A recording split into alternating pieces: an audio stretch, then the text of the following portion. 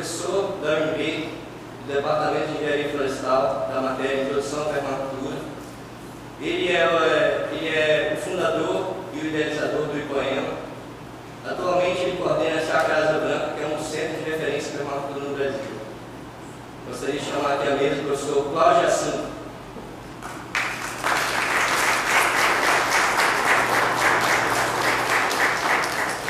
A minha intenção hoje aqui é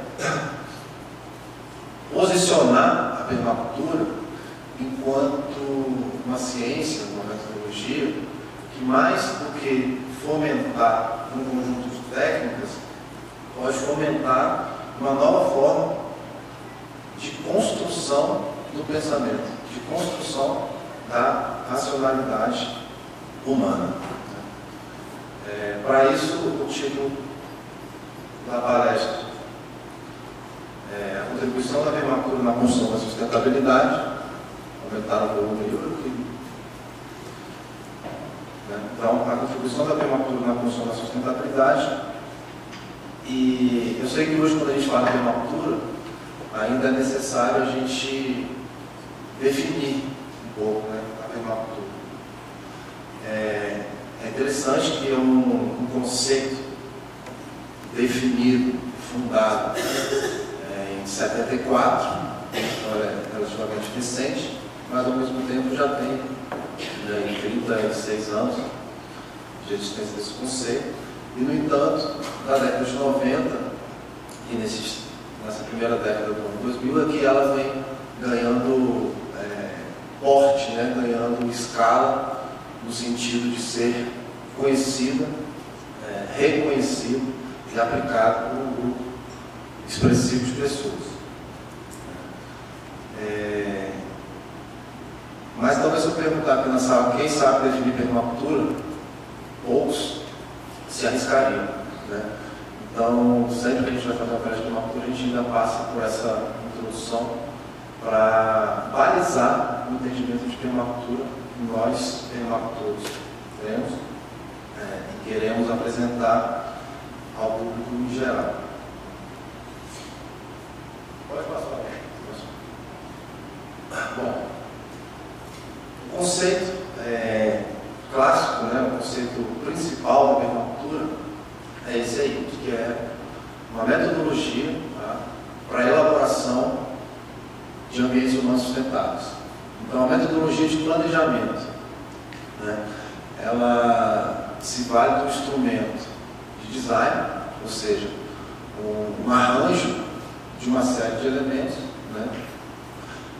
pautado em conhecimentos de ecologia, conhecimentos de engenharia, conhecimentos de biologia, para nortear o quê? A concepção, ou seja, a efetiva realização de ocupações humanas sustentáveis. Ou seja, ocupações humanas que possam prover moradia, alimentação, água, energia, transporte, lazer, entretenimento, de modo que possa ser realizado também pelas gerações futuras.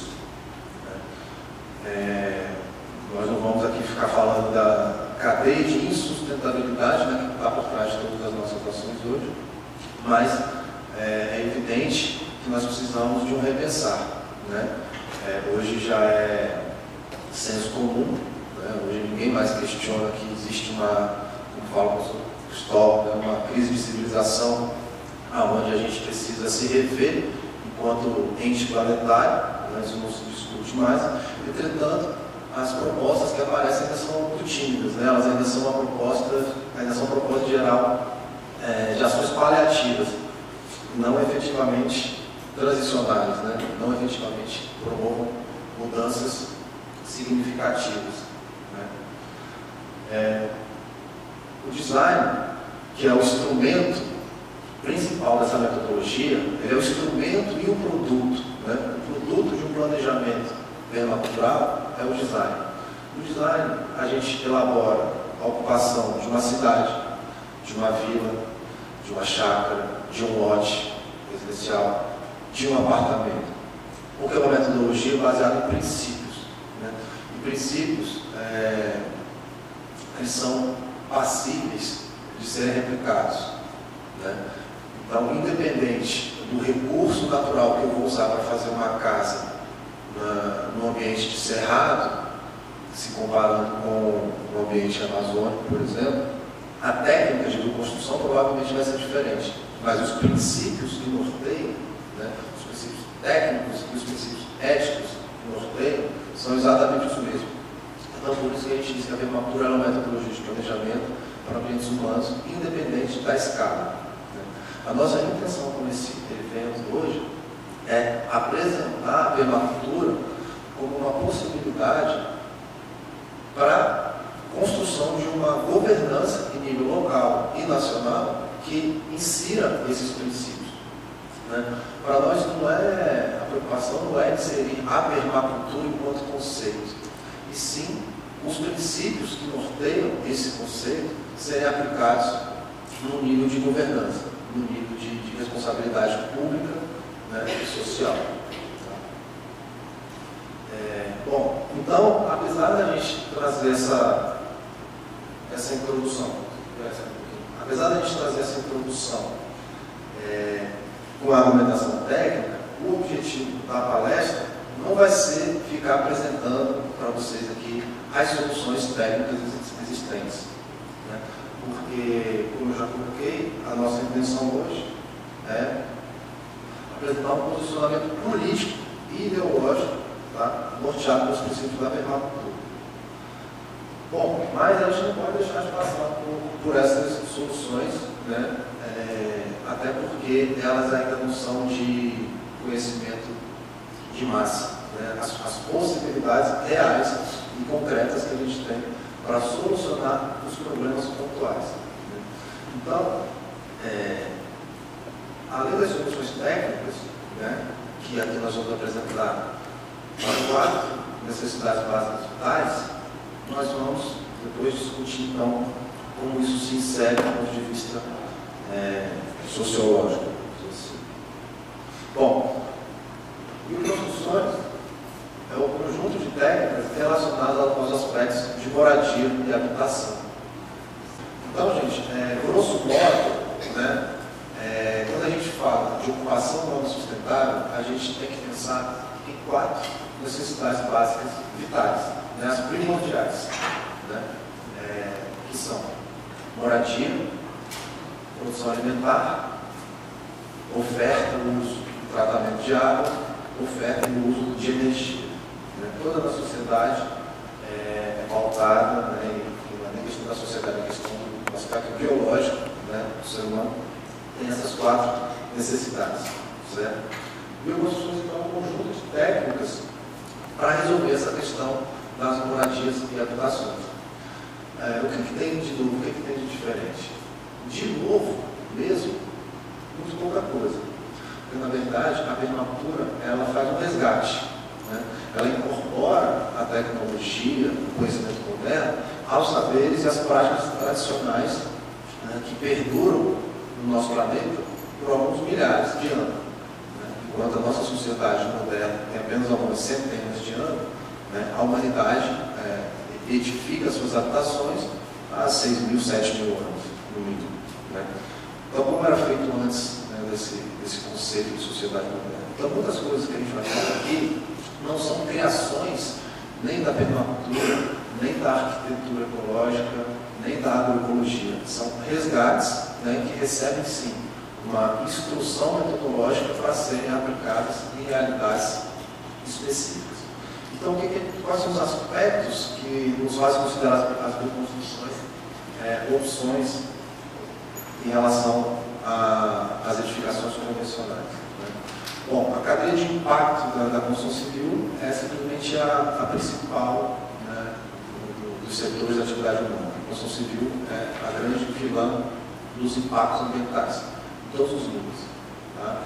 De poluição atmosférica, né, no caso de estufa, a poluição de água, resíduos sólidos, contaminantes químicos, etc. A grande vilã da construção civil.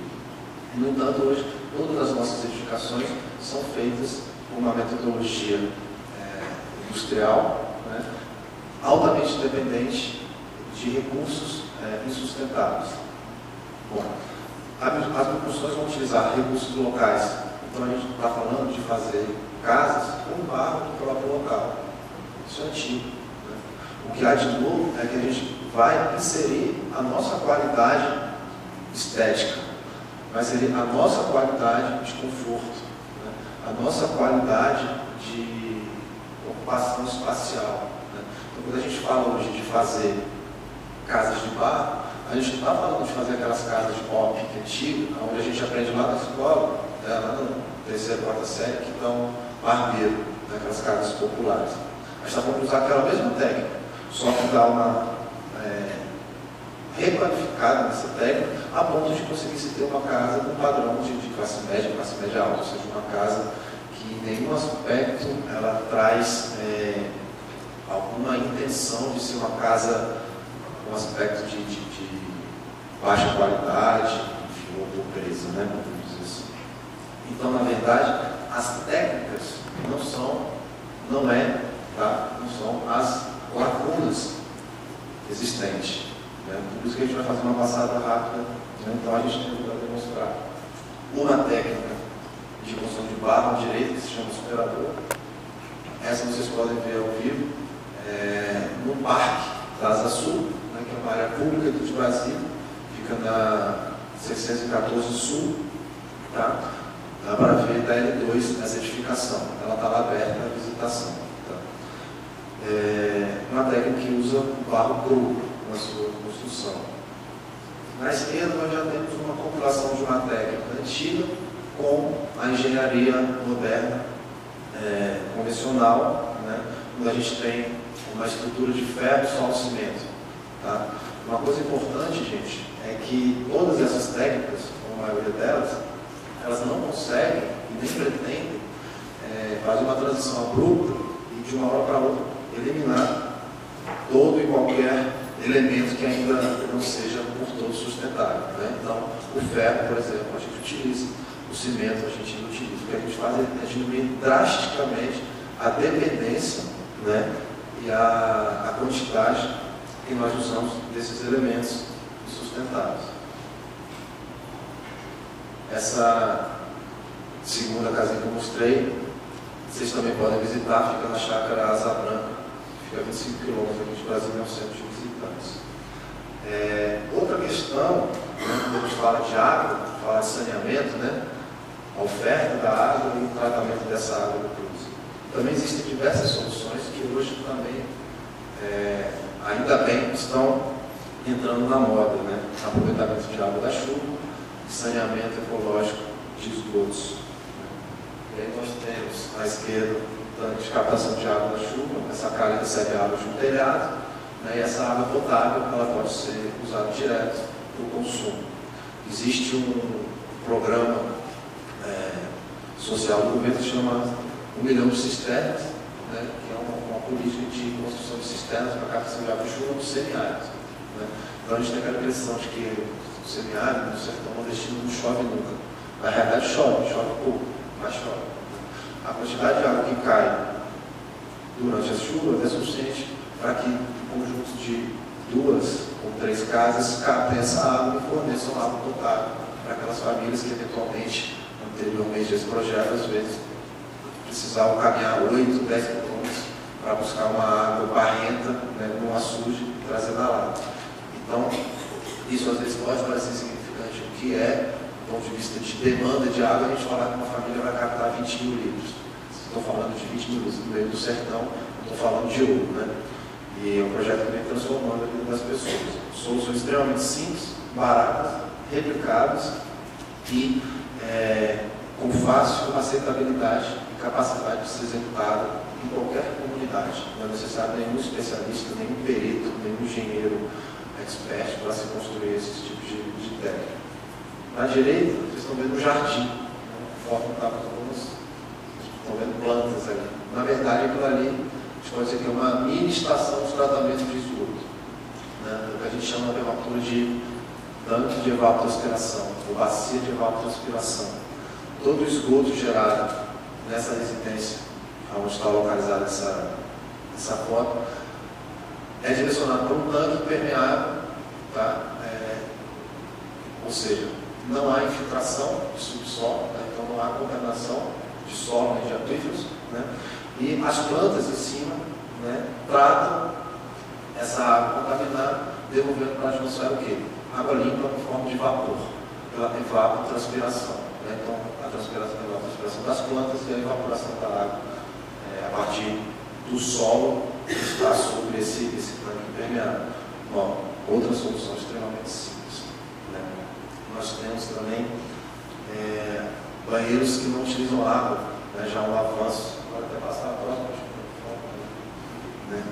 Quando a gente falar de energia, também tecnologias apropriadas, né? A gente pode falar do banheiro seco, que tem uma relação também com a questão da água. É um banheiro que te produz composto, te produz adubo, né? Ao invés de te produzir poluição, de te gerar poluição, ele te gera um produto que pode, inclusive, gerar renda. Né? A conversão do composto orgânico em humus, você pode, numa comunidade agrícola, até urbana, inclusive, além de resolver o problema da contaminação por esgoto, você ainda pode ter uma fonte de renda extra. Né? Energias renováveis, como opções alternativas. Então, na foto da esquerda, a gente tem um banho seco, com captação com aquecimento de água, né? Captação de água da chuva e aquecimento solar de água. E à direita, um catavento, né? Aqui a gente juntando então a tecnologia moderna, né? Elementos naturais tão amplamente disponíveis, né? Como o vento, por exemplo.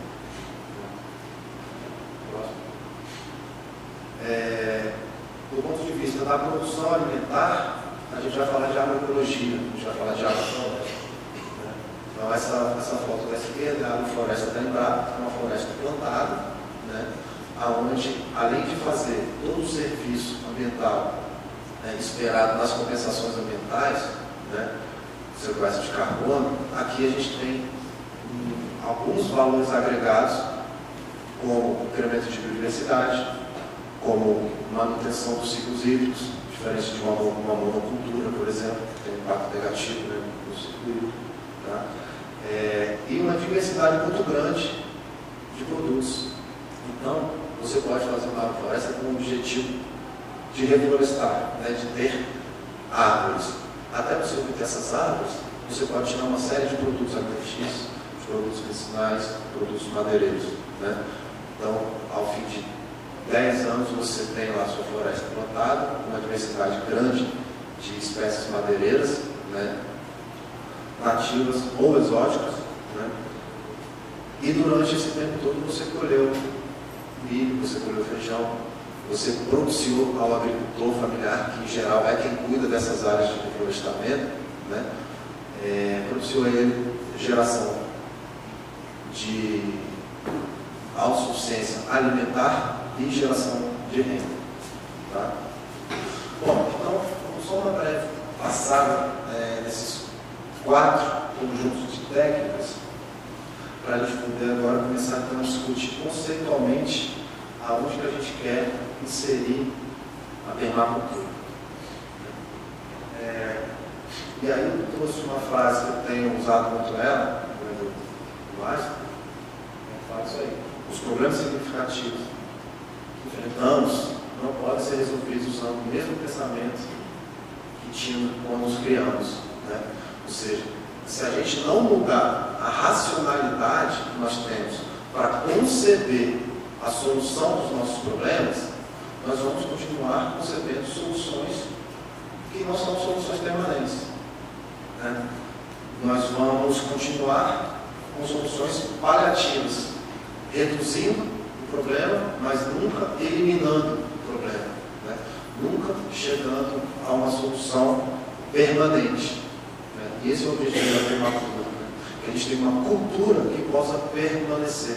Ou seja, nós podemos viver de um modo onde a geração futura, e a próxima, e a próxima, e a próxima, indefinidamente, poderão viver dessa forma. A forma que nós vivemos hoje, estamos já cansados de saber que a geração seguinte já não vai poder desfrutar, né, de tanto consumo, por exemplo. nós entendemos que a racionalidade que nós estamos utilizando hoje, ela parte de um paradigma que nos conduziu por um caminho equivocado há muito tempo atrás, né? Que é o paradigma da separação homem-natureza. Nós, independente de refletirmos sobre isso ou não, nós vivemos numa separação total do homem com a natureza. Isso está, inclusive, no discurso ambientalista, ainda hoje. Está começando a se contemporaneizar e perceber, né, esse aspecto, mas muitas ações, soluções e a própria lógica ambientalista às vezes reforça essa separação homem-natureza. O que a gente pretende construir com essa nova racionalidade é um paradigma onde entendemos que nós somos simplesmente parte dessa natureza. E que isso oriente, então, as nossas tomadas de decisões. Né? Como consequência dessa separação homem-natureza, que eu não vou discutir aqui, mas que alguns estudos apontam que isso teve origem com o desenvolvimento da agricultura e domesticação das espécies, né?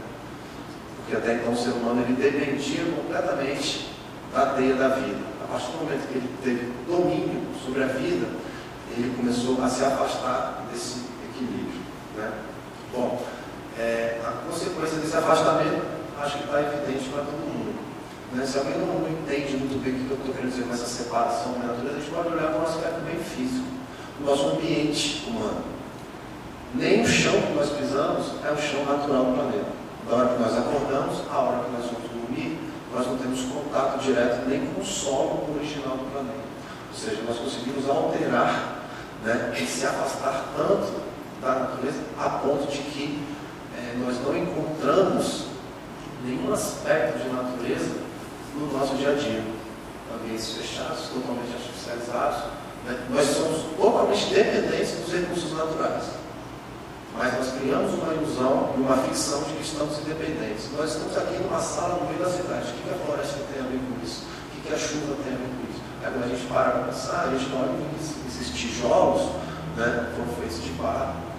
O barro foi originário a partir de uma rocha, um recurso natural, que foi temperizado por anos e anos e anos, né, até formar solo. Né? A gente olhar para o cimento, né, que faz o concreto, vai lembrar que isso também é rocha, mineração, o ferro, né? A energia que ilumina né, que liga essas lâmpadas, vem das hidrelétricas. Então, nós somos extremamente dependentes dos recursos naturais, mas temos uma percepção de que estamos separados da natureza. Portanto, eu considero que não é suficiente pensar como fazer. Né? Nós temos que repensar o que fazer. Né? Ou seja, nós temos que trazer essa discussão para um nível mais estratégico. Por isso que hoje eu quis trazer o foco de então vamos falar de fazer cada pensar o como fazer, vamos fazer uma técnica A, B ou C. Não, o que importa é o que estamos falando, o que estamos querendo fazer quando falamos da questão do déficit habitacional. Nós estamos simplesmente querendo reproduzir um conjunto de caixotes, né, que não tem nenhum critério de sustentabilidade, que não tem nenhum critério de sociabilização dos moradores, né, que não tem nenhum critério de economicidade, né, para resolver a questão das pessoas que não têm casa. Nós estamos querendo dizer que quando nós falamos em moradia, nós estamos falando de qualidade de vida, de qualidade da vida como um todo, né, da possibilidade de proporcionar trocas, né, entre as pessoas, trocas que digo não materiais, né, encontros. Né. Hoje em dia, nós estamos tão separados que nós vivemos apartados. Né. Nós vivemos em apartamentos, estamos todos apartados um do outro. Né. E isso parece besteira, mas para mim é sintomático de uma sociedade doente. A gente morar do lado, né, separado de uma parede, de um vizinho, e às vezes não sabe nem o nome desse vizinho. Às vezes a gente evita de entrar no elevador junto, porque não tem a liberdade para dar um bom dia. Né? Todo mundo já certamente já passou por esse tipo de experiência. Então isso mostra e reforça o quão separado nós estamos. Então nós devemos pensar no nível estratégico. Né? Quando a gente falar de nível estratégico, o que a gente vai discutir? Modelos de desenvolvimento. É impossível a gente fugir dessa discussão da construção de uma nova racionalidade sem tratar do modelo de desenvolvimento. O que a gente gente chama de modelo de desenvolvimento? O caminho que queremos trilhar, para onde queremos ir, né? O que significa hoje ser uma grande nação? E é triste dizer, mas nós precisamos reconhecer os problemas, né? Senão a gente vai superá-los, né? Mas ainda estamos num processo muito inicial da transição que nós pretendemos, né? Hoje em dia, apesar dos inquestionáveis avanços sociais, né, da inquestionável melhora na produção econômica da população brasileira, nós ainda temos um modelo desenvolvimentista, né? E o índice principal do desenvolvimento da nação continua sendo o quê? O PIB, o incremento do PIB, fatores meramente econômicos, né? O que acontece? Existe a possibilidade da gente fazer uma ruptura total e abrupta com esse modelo econômico que norteia sobre esse modelo de desenvolvimento? Não existe. A gente não está aqui pregando nenhuma insanidade, né? Nós estamos norteando as ações para uma transição mais efetiva, uma transição que possibilite uma mudança de fato e não uma mudança de foto, né? Não é só para parecer mudou o rótulo, não. Então, quando a gente vem falar de modelo de desenvolvimento de nação que nós queremos, nós estamos falando do que há de mais moderno na construção do pensamento, né? Que é a construção de sociedades efetivamente sustentáveis, né? Hoje em dia a gente já ouve muita gente falando de sustentabilidade sem precisar qualificá-la. Mas até 5 anos atrás, sempre que se falava de sustentabilidade, ela tinha uma qualidade. Era sustentabilidade ambiental, sustentabilidade econômica ou sustentabilidade social. Para nós isso nunca existiu. A sustentabilidade ela é ou não é. Não tem como ser parcialmente sustentável. Se sustenta pela metade. Ou se sustenta ou não se sustenta, né? Então, a gente vê claramente que os conceitos estão evoluindo, estão caminhando para onde nós, permaptores, nós agroecologistas, nós pensadores desse novo paradigma que estamos querendo apontar, que é esse modelo de desenvolvimento, né? Onde tem mais valor a vida, né, do que o recurso financeiro, onde tem mais valor a equidade social do que o lucro do banco, né? A gente precisa perceber que o aspecto que entrou por último, né, nessa evolução do pensamento humano, talvez seja o mais primordial, que é o meio ambiente.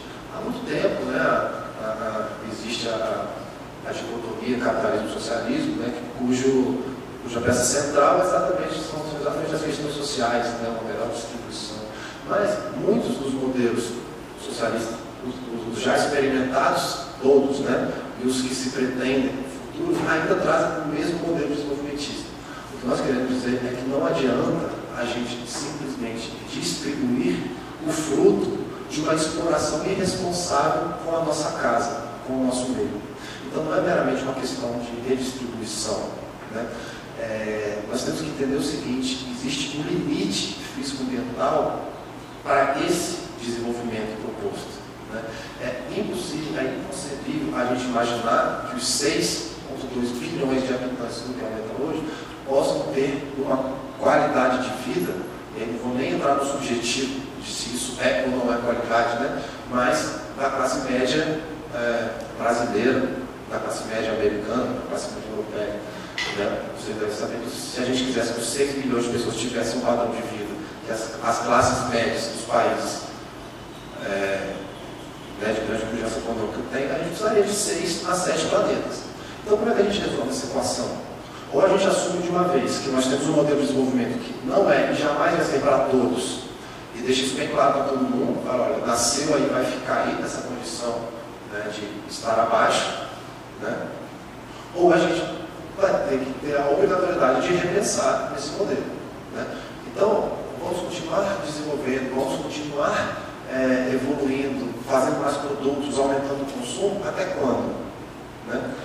E aí entra também a questão da dicotomia que existe entre desenvolvimento sustentável e sustentabilidade. Vocês raramente, a não ser por um contexto semântico, vão ver o permacultor falando de desenvolvimento sustentável.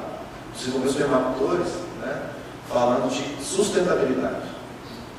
Desenvolvimento sustentável. sustentável, ele é um conceito forjado no âmbito do capitalismo, no auge da sua exploração.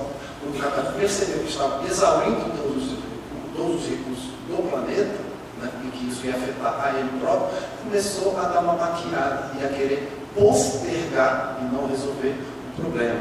Né? O Leonardo Boff, né, que é uma das minhas referências, ele inclusive fala que para ele é um conceito antagônico.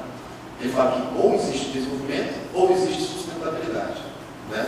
O que nós estamos querendo dizer, que na verdade isso aí contextualiza também, é que é uma reversão, ou melhor, uma ressignificação do entendimento de desenvolvimento. Então nós, né, pretendemos que nós consigamos nos desenvolvendo.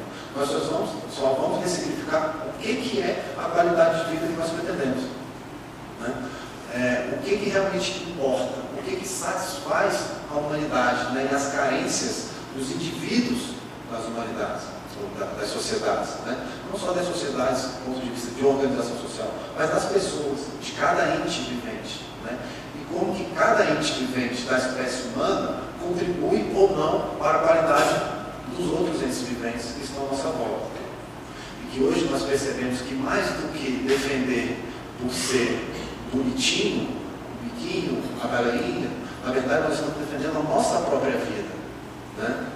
Quando nós entendemos que a extinção do mico se dá não necessariamente pela caça do mico, sim pelo fim do seu habitat, nós vamos entender que o mesmo habitat que faz faltar a caça do mico, faz faltar carbono em forma de madeira, faz faltar ciclo de chuvas, né? Faz faltar qualidade de solo, né? Faz faltar proteção de mananciais, porque o habitat do mico é uma floresta. Né? Então, quando a gente começa a entender que a gente está falando de uma qualidade de vida para o ser humano, né? E não que a gente está falando da qualidade da floresta sem o ser humano, aí a gente começa a entender e construir essa nova racionalidade que a gente está querendo propor. Então, a gente fala de sustentabilidade. Né? Só para reforçar um pouco essa, eu chamo um pouco pretensiosamente de irracionalidade, né? Já que eu estou falando da construção de uma nova racionalidade, a irracionalidade tem alguns exemplos clássicos. Né? Ninguém pode negar a importância, por exemplo, do pré-sal, do petróleo, né? Do pré-sal. Ninguém pode negar como que isso posiciona o Brasil como realmente uma nação do presente, né, para o futuro. Ninguém pode negar os impactos positivos que isso vai ter no desenvolvimento da nossa nação. Né? Mas a gente também não pode discutir os benefícios e esquecer a conexão dos aspectos negativos relacionados a isso. Então, hoje, quando a gente comemora a descoberta do pré-sal, né, a mega capitalização da Petrobras, e esquece do aquecimento global, a gente está dando um tiro no pé. Né? Então, o círculo virtuoso da economia, ele é realmente virtuoso para a economia. A gente aumenta a nossa capacidade de infraestrutura e energia, consequentemente a gente aumenta a nossa capacidade industrial e produtiva, consequentemente a gente aumenta a geração de emprego e renda, consequentemente a gente aumenta o poder de consumo, consequentemente a gente aumenta a demanda para mais produção. É o círculo virtuoso comemorado hoje. Né? Com muita qualidade, né? Com muito avanço em relação aos governos anteriores, edificado e realizado pelo governo de esquerda, né, do Partido dos Trabalhadores do nosso presidente Lula. Não há dúvida nas benesses e na importância evolutiva, histórica disso. O que me angustia um pouco é que esse mesmo pré-sal que vai ser extraído é o mesmo que está jogando CO2 na atmosfera e está botando a gente na beira do colapso em função do aquecimento global. Né? Então, isso mostra um pouco dessa racionalidade. E aí, como é que a gente vai, dentro dessa racionalidade, pensar esses problemas? Né? A gente está pensando errado sobre o problema. Hoje, o que a gente está fazendo? Reduzindo floresta a carbono. E aí, um grande poluidor chega na Amazônia, normalmente onde existem comunidades indígenas ou comunidades autóctones e ribeirinhas, e simplesmente vai comprar aquela floresta em pé. Isso, num primeiro momento, pode parecer uma coisa muito interessante. E sem dúvida, numa etapa de transição, é uma estratégia interessante. Agora, o fato é que aquelas comunidades, se a gente pensar em termos de Amazônia, aquelas comunidades que estão ali e que vão ser compradas junto com essa floresta, estão ali por algumas centenas de anos, nunca cobraram nada de ninguém para conservar aquela floresta. E é exatamente pela presença deles, isso já está provado e comprovado, né, que é a presença humana desses povos nativos que sustenta a qualidade ecológica desses ambientes, né. Eles nunca cobraram nada para aquilo. E agora que eles vão ser, de certa forma, oprimidos pelo dinheiro, né, e isso resolve o problema do poluidor. Então ele pode continuar poluindo, né, porque, afinal de contas, ele comprou um crédito gigantesco de carbono. Então, se reduz a floresta a carbono. Né? Ou então, pior ainda, vai se fazer um reflorestamento de compensação. E aí vai plantar uma monocultura de eucalipto. Né? Vai sequestrar um monte de carbono. E só. Porque o eucalipto não tem quase mais nada além do carbono. Nenhum problema com o eucalipto, problema com a monocultura. Né? Então a gente vai gerar um deserto, vai resolver o peso na consciência do poluidor, vai resolver as pendências jurídico-financeiras do poluidor e vai continuar uma racionalidade destrutiva que reduz a vida a números, né, e a composições bioquímicas. Né. Outro exemplo é o protocolo de Kyoto. Né. Uma grande mobilização nacional para, a partir de 2012, se reduzir em tantos por cento a emissão de carbono. Ou seja, tudo bem, não vamos deixar problema para os nossos netos, vamos deixar para os bisnetos. Né? Ou seja, até quando a gente vai com essa racionalidade? Né? Então, no paradigma da sustentabilidade, ou seja, na construção dessa nova racionalidade, o meio ambiente, ele é um tema, ele é fator determinante na tomada de decisões em todas as atividades, todos os setores da atividade humana. Ou seja, ele é tema transversal. Então, e ele é fator decisório. A gente não pode pensar pelo monte, botando em primeiro lugar, como fator decisório, a lógica desenvolvimentista. Não pode. É uma matriz limpa. Mas tem um monte de rima, mas tem um monte de coisa. Ninguém aqui está falando de trabalho do desenvolvimento do país, mas a gente está falando de rever a forma de resolver esses problemas. Então, hoje nós defendemos o quê? Milhares de PCHs, pequenas centrais hidrelétricas, ao invés de uma gigantesca. Né? A igualdade, no paradigma da sustentabilidade, ela não é um discurso, ela é um princípio.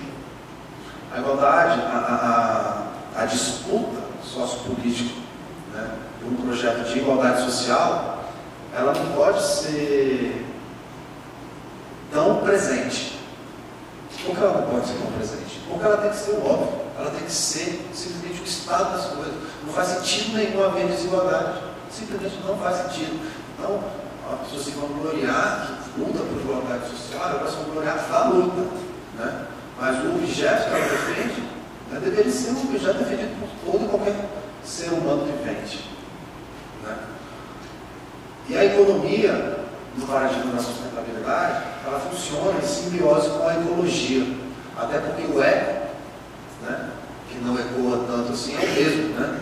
Antes do ônibus, vem da casa.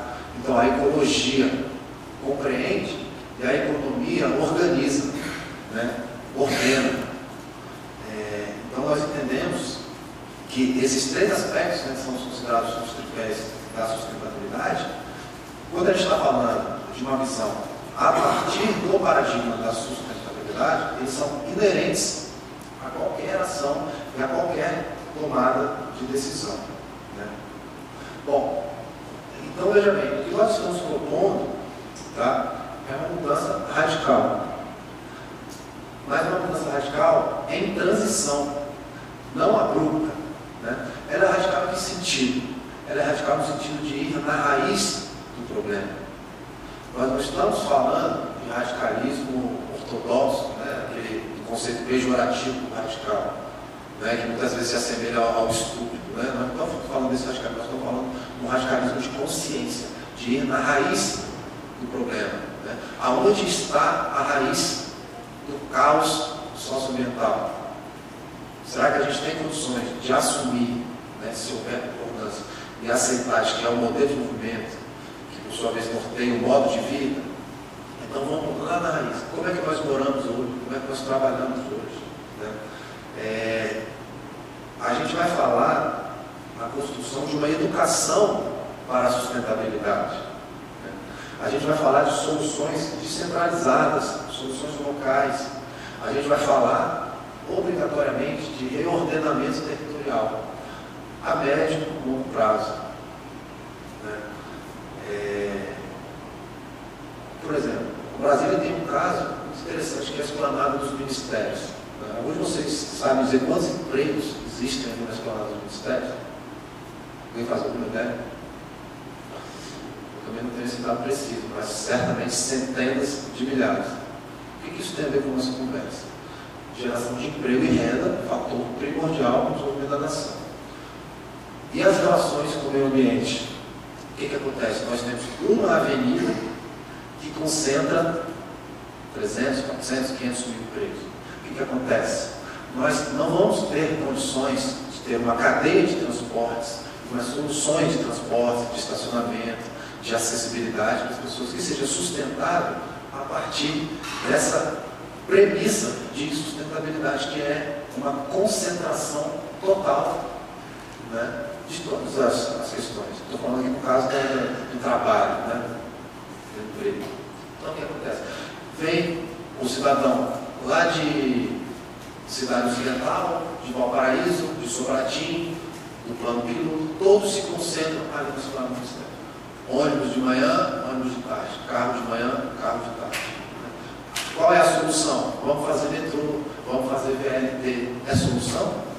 Não é solução, é paliativo. Porque dentro dessa mesma lógica, daqui a pouco a gente tem, além da esplanada, né, outro exemplo, por exemplo, são os mega shoppings, né, os megas comércios, né, milhares de empregos concentrados.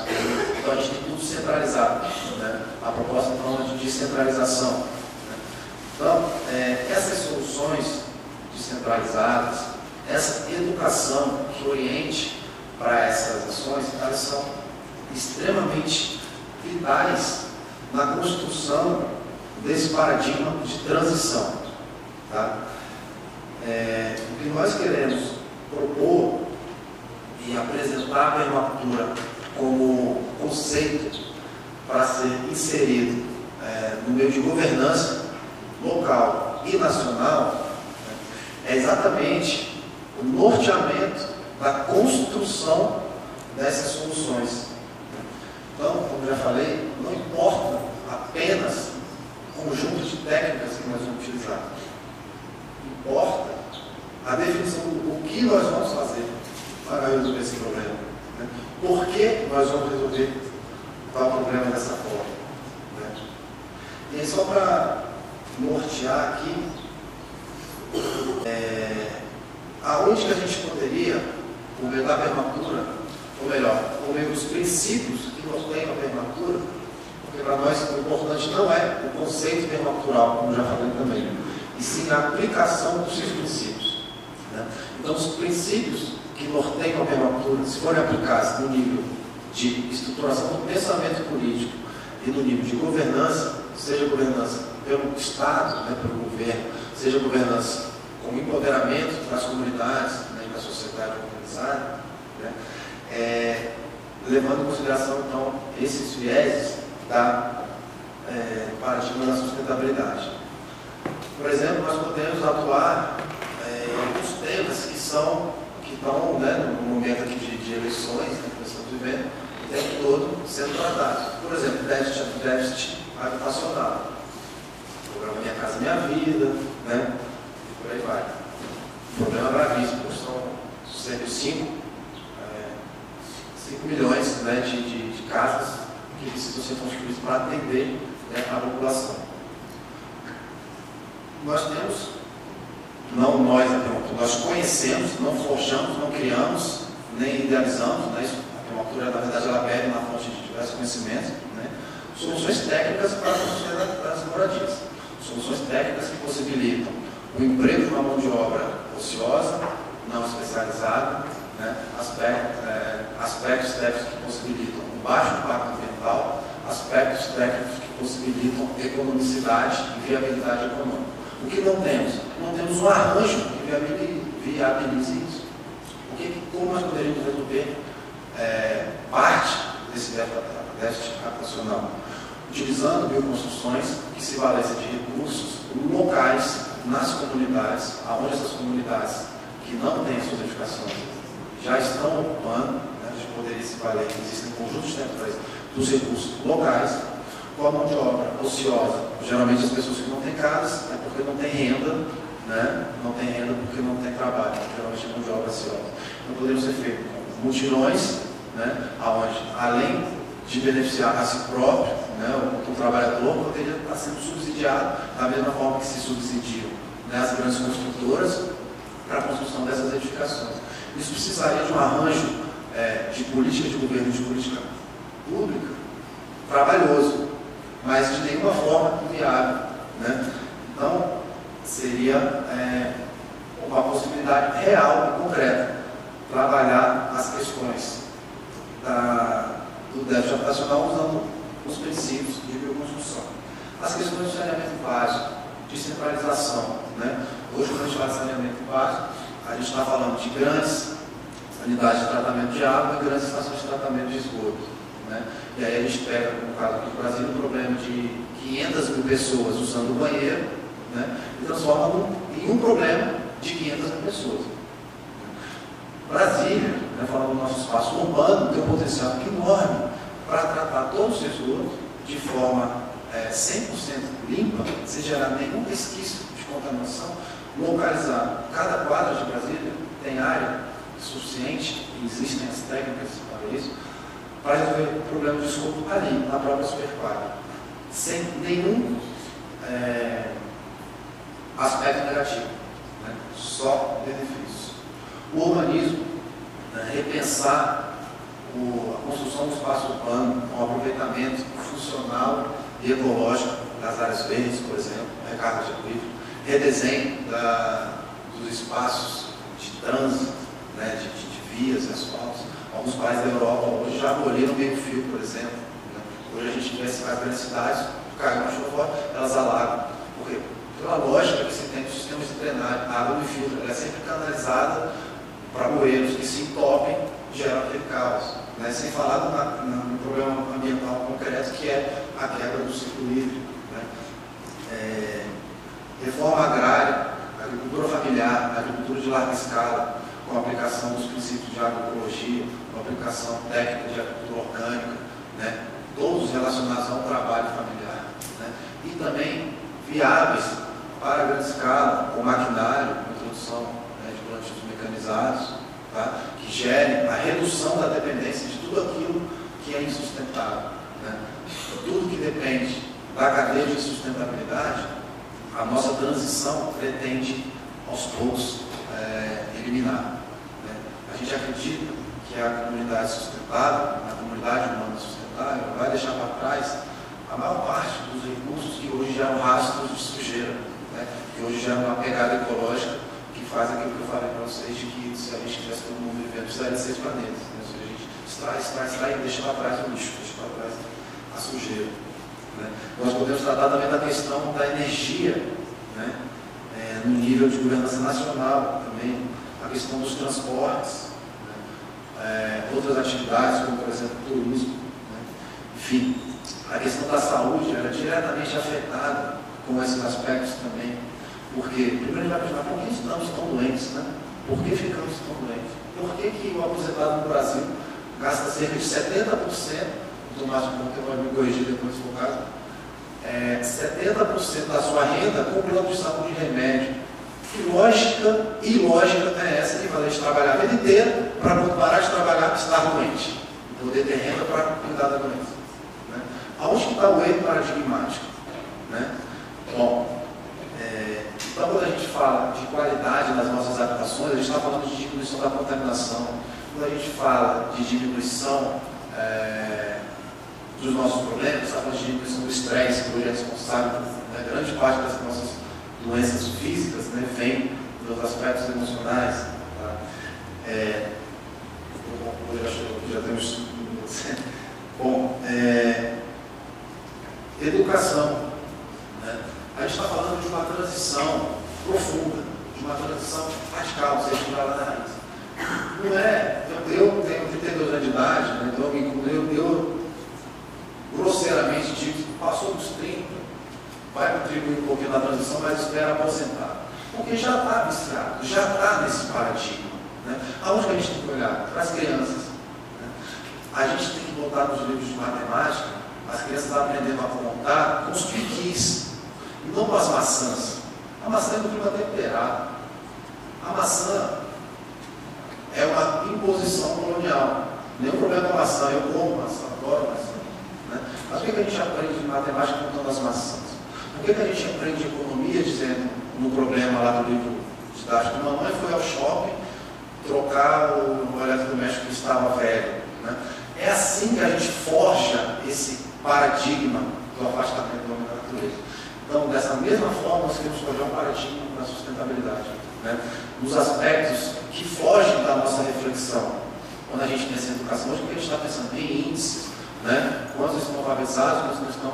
Mas a questão é problemática. Eu queria até que o professor Gustavo viesse aqui para eu colocar isso. Né? Nós vamos educar para quê? Nós vamos educar para a competição, para a exploração, né? Para a opressão. Se nós não mudarmos a nossa lógica, né, o nosso entendimento de ser humano, nós vamos continuar educando baseado no paradigma equivocado. Nós vamos continuar educando baseado no erro. Nós vamos continuar formando cidadãos que vão entender que quando crescer tem que ser um empresário bem-sucedido, ou seja, tem que ser um empresário que ganhe muito dinheiro explorando os recursos naturais e a mão de obra alheia. É para isso que estamos sendo continuamente formados há décadas e décadas. Né? E por fim, a economia, porque a grande mola propulsora de tudo isso é a economia. Né? O sistema econômico é quem ordena tudo isso e justifica tudo isso. Então, tudo bem, olha, Belo Horizonte não ficou tão legal assim do ponto de vista ambiental, mas ela contribuiu lá para o círculo virtuoso, lá na beleza. Olha, o pré-sal não está meio na dúvida da eficiência energética, né? Qual a eficiência energética de se tirar petróleo a 7 mil metros de profundidade, mas está lá, beleza, está lá, então um estoque de petróleo. Então, a questão econômica, ela acaba sempre sendo, no nosso paradigma de separação da natureza, o principal fator decisório. Né? Então, por que a gente está falando de uma nova concepção, uma ressignificação da economia também? Com economias solidárias, com economias locais, com economias de trocas, com economias não monetárias. Né? Os povos mais sustentáveis do mundo, eles são os que nem contam do ponto de vista econômico, porque os povos mais sustentáveis do mundo não geram divisas, eles geram sustentabilidade. Então, um povo ribeirinho que habita ali há gerações e gerações na beira dos Solimões, né? Enfim, principalmente na Amazônia, né? Ela está ali há anos e anos e anos e anos. Só que ela não vai no banco sacar dinheiro para poder comprar açaí. Ela vai no pé e colhe o açaí. Ela não paga o transporte banco, porque ela pega a canoinha dela e vai fazer a sua pesca, fazer a sua caçada. Não gera PIB, mas aquilo é sustentável. Então a gente está propondo que vai todo mundo viver como os vereadores. Não, o que a gente está propondo é que nós temos uma economia organizada, formalizada e ordenada, incluamos nesse paradigma da sustentabilidade a economia como um princípio meio e não fim. Ele é um princípio que, como eu falei, organiza a nossa casa para que essa casa funcione como funciona há cerca de 3,8 bilhões de anos, que é a origem da vida do planeta. Né? Ou seja, a vida sempre se sustentou e vem se sustentando. Né? Então nós tentamos entender esses princípios e aplicar a nossa expectativa, né? E a nossa intervenção humana. A grande transformação ela começa dentro de cada um, ela começa dentro do ser. Né? E o primeiro passo é a gente aceitar, não é fácil, é difícil a gente aceitar que tem um problema, né? Aceitar que tem um problema grave, compreender esse problema, assumir a responsabilidade e, uma vez assumida essa responsabilidade, promover essa transformação. Então, agradeço aí por extrapolar o tempo. Obrigado.